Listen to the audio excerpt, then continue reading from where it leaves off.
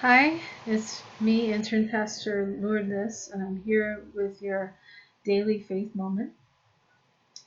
So, a couple of months ago, which kind of seems like forever now, my husband and I helped our daughter to hang up some bird feeders on the tree outside our living room window.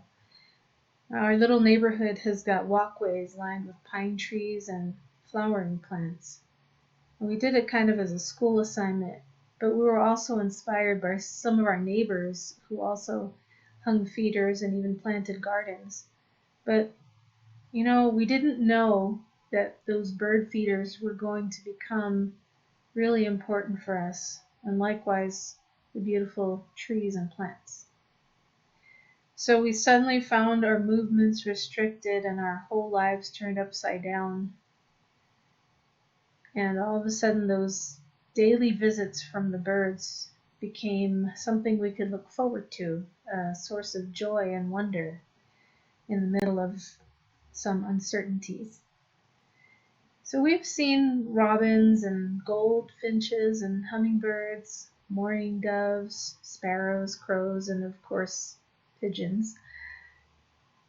But whatever the birds, we are thankful to those bird feeders and trees and flowering plants for inviting the presence of those birds. Of course, when I think about all this, I'm reminded of Matthew 6:26. Look at the birds of the air. They neither sow nor reap nor gather into barns, and yet your heavenly Father feeds them. Are you not of more value than they?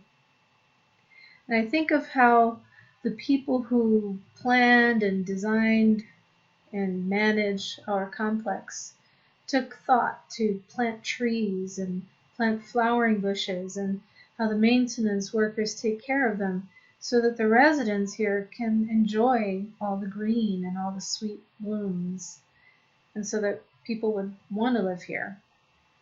And I think about how our neighbors and we hung and fill up our bird feeders so that the birds can eat, but also so that we can enjoy their company. I think of Jesus saying these words in Matthew. I imagine him sitting on that hillside, just kind of glancing up at the sky and thinking, and then noticing a couple of birds fluttering down to perch on a nearby bush. And then Jesus looking out with love at the people gathered to hear him and gesturing with his hand at the bush, saying, Look at the birds.